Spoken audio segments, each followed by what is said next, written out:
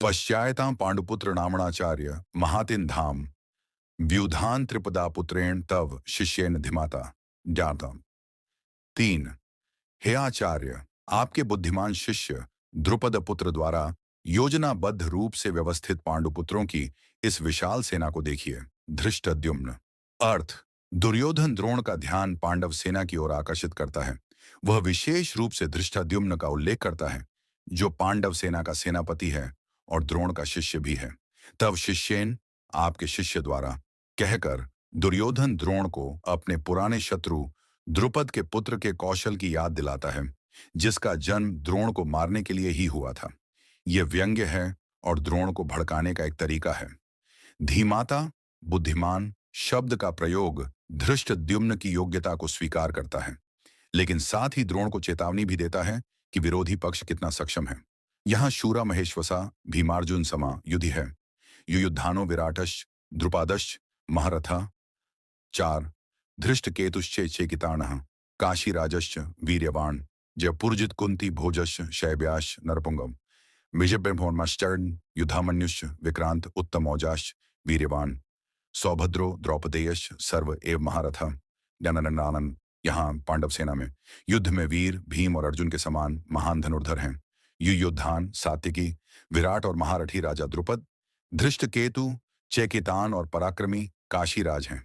पुरोजित कुंती भोज और श्रेष्ठ पुरुष भी हैं। पराक्रमी युद्धामन्यु और पराक्रमी उत्तमौजा भी हैं। सुभद्रा पुत्र अभिमन्यु और द्रौपदी के पुत्र, ये सभी महारथी हैं। अर्थ: दुर्योधन पांडव सेना के प्रमुख योद्धाओं की गणना करता है और उनकी शक्ति का वर्णन करता है।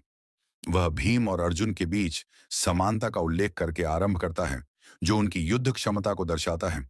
फिर वह सात्यकी, विराट, द्रुपद, धृष्टकेतु, चेकितान, काशीराज, पुरुजित, कुंतीभोज, शैब्य, युद्धामन्यु, उत्तमौजा, अभिमन्यु और द्रौपदी के पांचों पुत्रों जैसे महारथियों के नाम लेता है।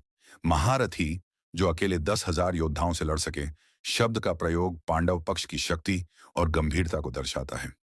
यह गणना द्रोणाचार्य को चेतावनी देने और कौरव पक्ष को भी समान तैयारी के साथ लड़ने की आवश्यकता पर बल देने के लिए है।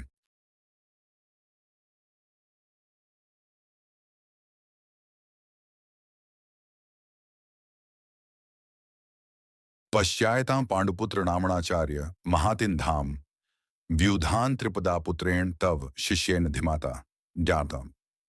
3।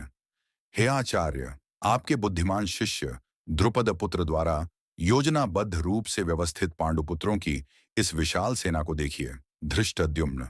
अर्थ: दुर्योधन द्रोण का ध्यान पांडव सेना की ओर आकर्षित करता है। वह विशेष रूप से धृष्टद्युम्न का उल्लेख करता है, जो पांडव सेना का सेनापति है और द्रोण का शिष्य भी है। तब शिष्येन, आपके शिष्य द्वारा, कहकर दुर्योधन द्रोण को अपने पुराने शत्रु द्रुपद के पुत्र के कौशल की याद दिलाता है, जिसका जन्म द्रोण को मारने के लिए ही हुआ था। यह व्यंग्य है और द्रोण को भड़काने का एक तरीका है। धीमाता, बुद्धिमान शब्द का प्रयोग धृष्टद्युम्न की योग्यता को स्वीकार करता है, लेकिन साथ ही द्रोण को चेतावनी भी देता है कि विरोधी पक्ष कितना सक्षम है। यहाँ शूरा महेश्वसा भीमार्जुन समा युधि है। युयुद्धानो विराटश्च द्रुपादश्च महारथा। 4। धृष्टकेतुश्चे चेकितानः काशीराजश्च वीर्यवान जयपुरजित कुंती भोजश्च शैब्याश्च नरपुंगम विजयब्रह्मोन्मश्चर्न युधामन्युश्च विक्रांत उत्तमौजाश्च वीर्यवान सौभद्रो द्रौपदेयश्च सर्व एव महारथा। ज्ञाननंदानन। यहाँ पांडव सेना में युद्ध में वीर भीम और अर्जुन के समान महान धनुर्धर हैं। युयुद्धान सात्विकी विराट और महारथी राजा द्रुपद, धृष्टकेतु चेकितान और पराक्रमी काशीराज हैं। पुरोजित कुंतीभोज और श्रेष्ठ पुरुष भी हैं। पराक्रमी युद्धामन्यु और पराक्रमी उत्तमौजा भी हैं। सुभद्रा पुत्र अभिमन्यु और द्रौपदी के पुत्र, ये सभी महारथी हैं। अर्थ: दुर्योधन पांडव सेना के प्रमुख योद्धाओं की गणना करता है और उनकी शक्ति का वर्णन करता है।